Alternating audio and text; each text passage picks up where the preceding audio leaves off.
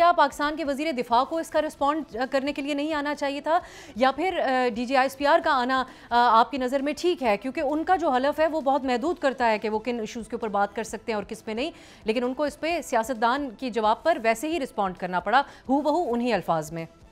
जी, बेहतर तो होता, लेकिन यहाँ जबकि एक ऐसी सियासी जमात है जो सियासी जमातों से बात करने के लिए तैयार नहीं है, तो फिर उसका जवाब कौन देगा?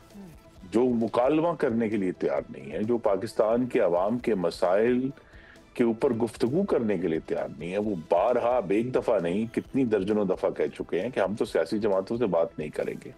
तो मैं फिर कहूंगा कि एक ऐसा सियासी जत्था हमारे सामने है जिसने अपने आप को सियासी स्पेस से निकाल कर रियासत मुखालिफ पिंजरे में खुद कैद कर लिया है। हालांकि उस पिंजरे का दरवाजा खुला है, वो चाहे तो उससे निकल सकते हैं, लेकिन वो उस पर मुस्तकिल जो है, मैं फिर कहूंगा, उन्होंने आगे लगाई, उन्होंने बैरून मुल्क से हमले किए, मुआशी जो है तौर पर पाकिस्तान को नुकसान पहुंचाने की कोशिश की। अब दहशतगर्दों के खिलाफ वो पाकिस्तान को, मेरी नजर में, जब वो शकूक व शुबहात पैदा करते हैं तो पाकिस्तान की मौकफ को कमजोर करते हैं। तो लिहाजा अगर वो मुस्तकिल इस पर अमल पैरा है तो उसके कॉन्सिक्वेंसेस हुए। बेहतर होता, आइन यही कहता है कि जो है वो जो वजारत है उसी की तरफ से जवाब आना चाहिए। सब्सक्राइब करें और बेल दबाएं ताकि कोई खबर रह न जाए।